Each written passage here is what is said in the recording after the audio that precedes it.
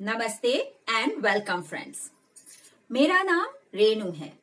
आज मैं आपके साथ स्पेस और टाइम सेविंग के आइडियाज एंड हैक्स शेयर कर रही हूँ ताकि आप अपने आशियाने को और भी खूबसूरत बना सकें। ये हैक्स एंड आइडियाज बिल्कुल कॉस्ट फ्री हैं। आप चाहें तो मार्केट से इनको परचेज कर सकते हैं, लेकिन आप खुद DIY करेंगे तो आपको ज्यादा सेटिस्फैक्शन और खुशी मिलेगी। नो कॉस्ट ऑर्गेनाइजेशन की पूरी सीरीज इस चैनल पे अवेलेबल है, जिसका ये 4th पार्ट है। आप चाहें तो आगे की वीडियो की नोटिफिकेशन के लिए इस चैनल को सब्सक्राइब कर सकते हैं। वीडियो पसंद आए तो एक लाइक जरूर कर दीजिए। बेसिन एरिया को ऑर्गेनाइज करने के लिए आप चाहे जो भी ऑर्गेनाइजर यूज कीजिए, बार बार पानी पड़ने की वजह से वो गंदे हो जाते हैं, स्पेशली उनके नीचे वाला हिस्सा। साथ ही बेसिन की जगह कवर हो जाती है तो उसको क्लीन करने के लिए भी बहुत मेहनत लगती है, हटाने का समय भी अलग से। तो बेटर आइडिया है कि आप जो ऑर्गेनाइजर है उनको सरफेस पे ना रख के वॉल पे हैंग कर दीजिए। जैसे मैंने यहाँ पे जो टॉवेल रॉड है, मैंने उसके ऊपर इसको रख दिया है। पीछे से वॉल और सामने से ये टॉवेल हैंगर की वजह से वो स्टिक हो गया। आप चाहें तो स्टिकी भी यूज कर सकते हैं। यहाँ से सामान निकालना और रखना आसान है। मैं आपको साइड से भी दिखा देती हूँ।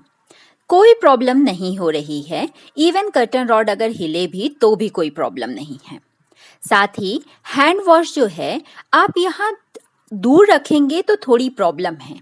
आप उसको एकदम टैप के पास रखिए और उसका जो नॉब है उसको बेसिन की तरफ घुमा के। वही बाजू में टैप है तो आपको ज़्यादा हैंड मूवमेंट की ज़रूरत नहीं पड़ेगी। इट मीन्स बेसिन कम गंदा होगा। हमेशा बेसिन को क्लीन करने के लिए, ब्यूटीफुल दिखाने के लिए प्लांट से ज़रूर डेकोरेट कीजिए।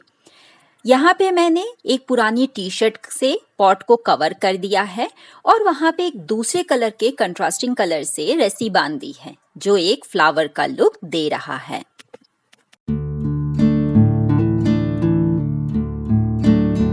ये मेरा सोफा सेट का सेंटर टेबल है, टी टेबल। यहाँ पे नीचे मैंने एक ड्रॉर लगवाया है। पहले ये नहीं था, मैं यहाँ कार्डबोर्ड रखती थी, जिस पे मैं अपने कुछ डायरीज और लैपटॉप का चार्जर वगैरह रख देती हूँ। टेबल के टॉप सरफेस और ड्रॉर के बीच में मैंने 4 इंच की जगह छोड़ी हुई थी, जहाँ पे मैं अपने टीचिंग का स्टाइलस या लैपटॉप को रख सकती हूँ। ये प्रोटेक्टेड रहेंगे क्योंकि टॉप और बॉटम दोनों जगह से कवर्ड हैं। टेबल के सरफेस पे थोड़े बहुत डेकोरेटिव पीस रखती हूँ, जिसमें से सभी अगर आप देखें लगभग DIY या गिफ्टेड हैं। यहाँ पे आप नोटिस कर रहे होंगे कि ये जो बुद्धा जी हैं, इनको मैंने प्लेट में इसलिए रखा है क्योंकि इसमें धूप की जगह है। अगर वो जलाएंगे तो उसकी ऐश नीचे ना गिरे। यहीं पीछे मैं अपने ओल्ड कंगन रखती हूँ, जिसके स्टोन्स वगैरह निकल गए थे। पहनने के लिए तो नहीं, बट ये अभी भी ब्यूटीफुल दिख रहे हैं। इनको मैं एज टी कोस्टर यूज करती हूँ। इनका बॉटम फ्लैट है तो इस पे आप कप रखेंगे तो वो फिसलेगा नहीं, और सुंदर तो अलग से ही दिख रहे हैं। इस तरह से नो कॉस्ट में आपको बहुत अच्छा ऑप्शन मिल गया। आप इनको यहाँ रख भी देंगे तो ये सुंदर ही लगेंगे।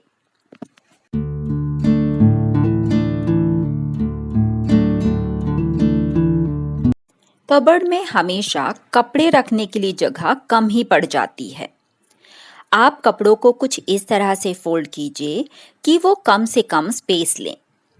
टी-शर्ट यहाँ पे मैं अलग अलग टाइप की फोल्ड करके दिखाती हूँ कि वो कम स्पेस में ऑर्गेनाइज हो जाएं।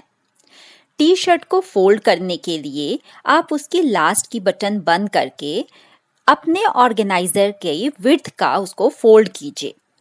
स्लीव आगे पीछे रखिए ताकि वो एक जगह बल्कि ना हो जाए। कॉलर को अंदर की तरफ फोल्ड कीजिए ताकि वो नीट दिखे। आपने सेम विड्थ का फोल्ड किया था तो वे एग्जैक्टली फिट हो गया। सेम वे जो हुडी वाले टी-शर्ट हैं, फोल्ड करने की मेथड सेम है, बट उनका हुडी आप अंदर की तरफ स्लीव के साथ ही फोल्ड कर दीजिए। उनकी स्ट्रिंग को वहीं ना, उस हिस्से को ना लेके दूसरे वाले हिस्से को फोल्ड कीजिए एंड देन अपोजिट साइड में। ये भी सेम विड्थ का है। आप देखिए, ऐसा लग रहा है कि सारे टी शर्ट मैंने कट करके रखे हैं सेम साइज का। कुछ टी शर्ट जिनके नेक चौड़े होते हैं, नो प्रॉब्लम, आप सेम मेथड फॉलो कीजिए। विड्थ अगर सेम रहेगी तो फाइल सिस्टम में ऑर्गेनाइज करने के लिए वो काफ़ी सुंदर दिखेंगे। मैं यहाँ पे अलमारी के बस एक रैक में अपने बेटे के सारे कपड़े ऑर्गेनाइज कर लेती हूँ। ये सारे DIY ऑर्गेनाइजर हैं, तो मैंने उनको परफेक्ट विड्थ का बनाया है। आप देखिए, दो ऑर्गेनाइजर के बीच में 1 इंच की भी जगह नहीं है, परफेक्ट फिट। इनको मैं प्रॉपर अलाइन करके रखती हूँ। इनके जो पीछे की जगह है, वहाँ पे एक तरफ बेटे के हाफ पैंट्स और दूसरी तरफ उसके अंडरगारमेंट्स रख देती हूँ। उसको पता है कि कहाँ पे क्या है, तो आसानी से वो निकाल लेता है। अगर यही चीज़ आप सामने की तरफ रखेंगे, मतलब ऑर्गेनाइजर पीछे और लूज कपड़े आगे, तो उनके गिरने का डर है और स्पेस भी कम हो जाती है। कबर्ड में एक्स्ट्रा स्पेस बनाने के लिए आप डिवाइडर DIY कर सकते हैं। मैंने यहाँ 2 हैंगर लिए हैं और उनको इस तरह से वॉल पे चिपका दिया है सेलो टेप से। अब यहाँ पे आप देख सकते हैं सामान प्रॉपर सेग्रीगेट है। यहाँ पे मैंने अनारकली कुर्तीज़ भी रखी है। जनरली ये मोटी हो जाती हैं फोल्ड करते करते और लुढ़क जाती हैं, बट यहाँ पे हैंगर का सपोर्ट होने की वजह से वो डिवाइडर की तरह काम कर रहे हैं और वो अपनी जगह पे ही स्टैक है। गिरने का कोई डर नहीं है। दुपट्टे भी मैंने रोल करके रखे हैं ताकि उनमें क्रीच ना पड़े। आप देख सकते हैं हैंगर की वजह से उनको सपोर्ट है और इतनी सी जगह में मैंने 6 to 7 दुपट्टे ऑर्गेनाइज किए हैं। फोक एंड स्पून हमेशा ही लुढ़कते गिरते पड़ते रहते हैं, तो उनके लिए मार्केट में इस तरह से ऑर्गेनाइज़र मिलते हैं, बट यकीन मानिए इनमें वो कभी भी ऑर्गेनाइज नहीं रहते। आप इस तरह से रखेंगे तो वो लुढ़क के बाहर चले जाते हैं। तो इस तरह के ऑर्गेनाइज़र को तो आप ना ही लें तो बेटर है। इसकी बजाय अगर आप एक खाली टिन का बॉक्स ले लेंगे तो वो ज़्यादा अच्छे से काम करेगा। यहाँ 2 प्रॉब्लम हैं। पहली कि अगर आपने सबको उल्टा रख दिया तो आपको फोक और स्पून निकाल के चेक करना पड़ेगा कि वो है क्या, और अगर आपने उनको दोनों को सीधा रख दिया तो मोस्टली निकालते समय फोक आपके नाखूनों में चुभ सकता है। तो इसका एक बेटर आइडिया है कि आप सारे स्पून को ऊपर की तरफ रखिए और सारे फोक को उल्टा करके। तो देख के ही आपको पता चल जाएगा कि जो ऊपर जिनका माउथ है वो स्पून है और जिनके हैंडल ऊपर है डेफिनेटली वो फोक हैं। आपको निकालने की ज़रूरत नहीं पड़ेगी, चेक करने की ज़रूरत नहीं है और आपके हाथों में चोट भी नहीं लगेगी। यहाँ पे मेरे पास इससे एक और बेटर ऑप्शन है, वो भी नो कॉस्ट के लिए, क्योंकि ये वर्टिकल स्पेस बहुत ज़्यादा लेता है और ड्रॉर में नहीं आएगा। तो इस तरह के जो मिठाई के पार्टीशन वाले डब्बे होते हैं, आप उनको फोक और स्पून अलग अलग स्टोर करने के लिए यूज़ कर सकते हैं। एक दूसरे के ऊपर स्टैक कर सकते हैं, वो गिरेंगे नहीं। बहुत सारे फोक और स्पून इतनी सी जगह में फिट हो गए। इस तरह के कंटेनर को आप नाइफ और लाइटर, छोटी सीजर किचन की एसेट्रा को ऑर्गेनाइज करने के लिए भी यूज़ कर सकते हैं। आप हमेशा नाइफ वगैरह के जो हैंडल है वो अपने तरफ रखिए, ताकि अचानक से जब आप पकड़ें तो हैंडल आपके हाथ में आए, उनकी शार्प एज से आपके हाथ पे कट ना लगे। इसी तरह फोक का जो हैंडल वाला पार्ट है वो आपकी तरफ फेसिंग होना चाहिए। अगर आपका बेड दीवान की तरह है तो उसके नीचे बहुत कम स्पेस होता है, लेकिन डस्ट वगैरह तो चली ही जाती है। उसको क्लीन करने के लिए मैंने एक पतली रॉड ली है और उसमें कपड़े को स्टिच कर दिया है। उसमें बीच बीच में होल्स थे, तो मैंने निडल से या आप सेफ्टी पिन से भी उसको अटैच कर सकते हैं। और ये इतना स्लीक है कि आसानी से आपके बेड के नीचे चला जाएगा। मैं आपको यहाँ पे क्लीनिंग करके दिखाती हूँ। तो ये मेरा बेड है, इसके नीचे हार्डली 1 इंच की जगह है। ये वाइपर उसके अंदर गया और आप वाइप करके बाहर लेके आइए। आप ही देख सकते हैं कितनी जाले और डस्ट वहाँ पे थे। आप इसको 2-3 बार अलग अलग एरिया पे वाइप करके पूरी डस्ट क्लीन कर सकते हैं।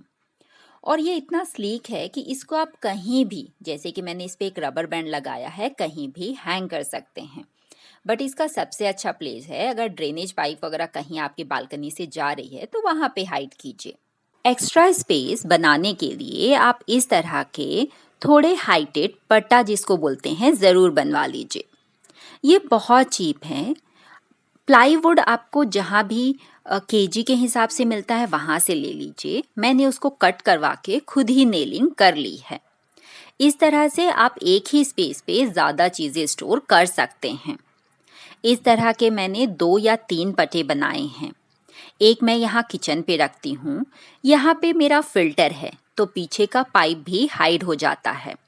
इसके ऊपर मैंने किचन का कुकिंग ऑयल, घी, नीचे कुछ स्पाइसेस और सूखे आटे का डब्बा रख दिया है। इसी तरह से मैंने पूजा प्लेस पे एक्स्ट्रा स्पेस और एक्स्ट्रा थिंग्स को स्टोर करने के लिए एज अ डिवाइडर यूज़ किया है। आपने मेरे पिछले वीडियो में देखा होगा जिसमें मैंने नो कॉस्ट ऑर्गेनाइजेशन किया है ड्रेसिंग टेबल का। वहाँ भी मैंने वर्टिकल स्पेस को प्रॉपर यूज़ करने के लिए यही पट्टा यूज़ किया है।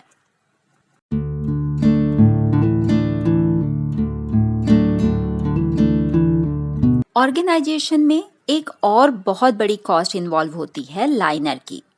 टेबल कवर, ड्रॉर लाइनर, हर जगह में लाइनर चाहिए। मार्केट से ये क्यों बाई करना है जब आप आसानी से घर पे बना सकते हैं। मेरी कुर्ती अगर कोई ख़राब हो गई, रुएं वगैरह निकल गए या फिर वो फट गई तो उनकी जो भी अच्छे पार्ट हैं, कुछ एरिया जिसमें लेस लगे हैं या फिर कोई अच्छे से बटन्स है, डिज़ाइंस है, मैं उसको कट करके निकाल लेती हूँ। जैसे कि ये इस कुर्ती की लेस थी तो इसको मैंने निकाल लिया और जो सलवार थी उसके कपड़े को कट करके मैंने ये लेस लगा दी। लेस बहुत आसान है लगाना। मैंने इसको कॉर्नर पे सिंपल रखा, आधी दूर पे हाथ से ही स्टिच कर दिया और रिमेनिंग हाफ पीछे की तरफ फोल्ड कर दिया। कलर कॉम्बिनेशन अच्छा ही हो गया है। कोई देख के ये नहीं बोलेगा कि ये मैंने पुराने कपड़े से बनाई है। इसी तरह से आप ये कुर्ती देखिए, ये आयरन करते वक्त बहुत ज़्यादा जल गई थी। इसमें आप 2 तरीका से कॉस्ट सेव कर सकते हैं। पहला, या तो नीचे का पोर्शन कट करके स्टिच कर दीजिए, कुर्ती आपकी फाइन हो जाएगी।